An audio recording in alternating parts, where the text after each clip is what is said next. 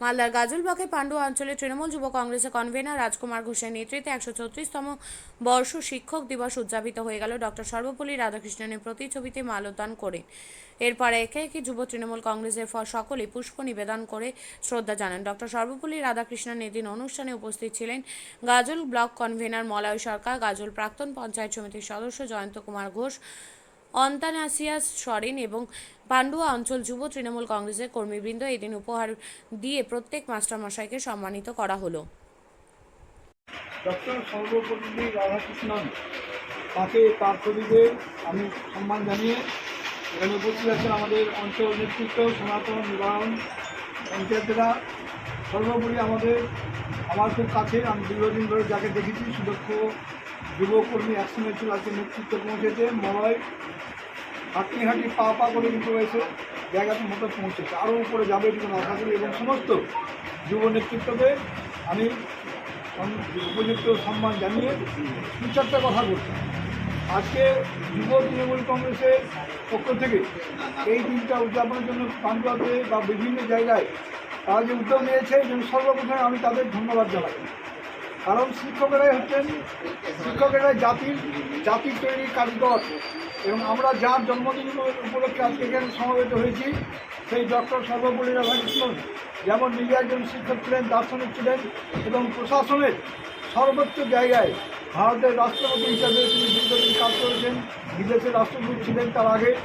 তিনি বলে এই আজকের দিনটাকে যখন তার কিছু অনুগামী তার জন্মদিন হিসেবে পালন করার জন্য উদ্যোগ নিয়েছিলেন, তখন তিনি বলেছিলেন যে আমার জন্মদিন হিসাবে এইভাবে পালন না করে সমগ্র জাতির শিক্ষকদের প্রতি সম্মান প্রদর্শন করার জন্য যদি দিনটা উদযাপন করা হয়, তাহলে আমি সবথেকে বেশি খুশি হব।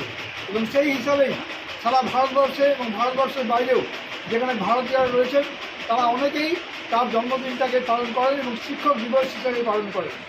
আজকে যখন সামাজিক অবক্ষয় হচ্ছে, আজকালকার দিনে শিক্ষকদের সঙ্গে ছাত্রদের সঙ্গে সম্পর্কটা ভালো নয়, তার কিছু কারণ রয়েছে। ছাত্রদেরকে আমরা দোষারোপ করি, কিন্তু সঙ্গে সঙ্গে আমরা এইটুকু চিন্তা করি না যে সমস্ত শিক্ষকেরা যথাযোগ্য সম্মান পেয়েছিলেন তার পিছনে তাদের অনেক অবদান ছিল। আজকের দিনে শিক্ষকেরা যেমন টিউশনি করেন এবং যারা তাদের কাছে পড়েন, অনেক সবার কথাই বলবো না, অনেক শিক্ষক আছেন যারা তাদের নিজেদের কাছে যারা পড়ে তাদেরকে তারা দেখেন, তার বিষয়ে নাম্বার দেওয়ার ব্যাপারে তাদের সঙ্গে তারা আরও তাদেরকে বেশি দেখেন। এবং স্কুলের ঘন্টা পড়ার পর, ছুটির ঘন্টা পড়ার পর স্কুলে থাকার মতো শিক্ষক খুব কমে গেছে। আমিও দু একটা স্কুলের সঙ্গে এখন যুক্ত আছি, যেখানে আমার শামসুগিরি কথা বলছি, যেখানে প্রায় 70-72 জন দিদিমণি রয়েছেন। সেখানে দেখা যায় যে ছুটির পরে কোনো বিষয়ে কাজ থাকলে অন্তত 5 থেকে 7 জনের বেশি আমরা কাউকে পাই না। অনেকে দেখি ঘন্টা বাজানোর হাতুড়ি তোলার আগে দাঁড়িয়ে থাকেন যে কখন কীভাবে বেরিয়ে যাবো, দেরি করে আসবো, কাছে দেরি করে যাব, ঠিক সময় যাব না, সমস্ত সুযোগ নিব। এই হচ্ছে আজকালকার শিক্ষক সমাজের অধিকাংশের এই একটা চরিত্র। এই জন্যই আমরা ছাত্রদের থেকে, অভিভাবকদের থেকে বিচ্ছিন্ন হয়ে গেছি। আগামী দিনে আমি এইটুকু অনুরোধ করব যুব এখানে যারা সমবেত হয়েছে তাদের কাছে, যে শিক্ষক সব রকম হয়, শুধু লেখাপড়া শেখালে তিনি শিক্ষক নন। যিনি বুদ্ধি দেন, যিনি অন্যান্য কাজ শেখান, ডালি বানানো শেখালেও তিনি শিক্ষক, যদি গাছে চাপা শেখান কেউ তিনি শিক্ষক। যারা আমাদেরকে বিভিন্ন সময় বিভিন্নভাবে রাস্তা দেখান, তাদেরকে যেন আমরা সকলে সম্মান দিতে পারি। এবং আজকে যার জন্মদিনে আমরা সমবেত হয়েছি তার আদর্শের প্রতি সম্মান রেখে উপস্থিত সকলকে ধন্যবাদ জানিয়ে আমার বক্তব্য শেষ করছি। নমস্কার। আমার রাজনৈতিক গুরু, যার হাত ধরে অনেক কিছু আমি শিখেছি রাজনৈতিকভাবে, আমাদের জয়ন্ত কুমার ঘোষ মহাশয় উপস্থিত আছে। আমাদের নিবারণবাবু সঞ্চালক করছেন, উপস্থিত স্বপন দাস থেকে শুরু করে উপস্থিত আমার সহকর্মী রাজকুমার ঘোষ, যুব কংগ্রেসের কনভেনার, উপস্থিত আছেন গাজল 1 কংগ্রেসের কনভেনার আমাদের মিত্র, আমাদের গাজল 1 তৃণমূল কংগ্রেসের নেতৃত্ব আমাদের মিত্র পলাশ থেকে শুরু করে, এবং এখানকার মাস্টারমশাই রানীগঞ্জ থেকে এসছেন, তাকেও আমি আমার জাতীয়তাবাদী অভিনন্দন নমস্কার জানাচ্ছি। এবং সর্বোপরি যারা আজকে আপনারা উপস্থিত হয়েছেন সমস্ত তৃণমূল যুব কংগ্রেসের কর্মীদেরকে, ভাইদেরকে, দাদাদেরকে আমার নমস্কার জানিয়ে আমি 2-4টে কথা বলছি।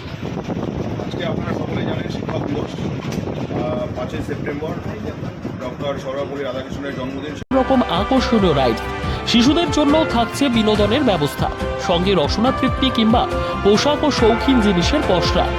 দেশের বিভিন্ন রাজ্যের শিল্পীদের শিল্প নৈপুণ্যে ভরা সামগ্রী পেয়ে যাবেন সুলভ মূল্যে আমাদের স্টল থেকে। প্রতিদিন বিকেল 4টে থেকে রাত 10টা পর্যন্ত খোলা থাকবে মেলা।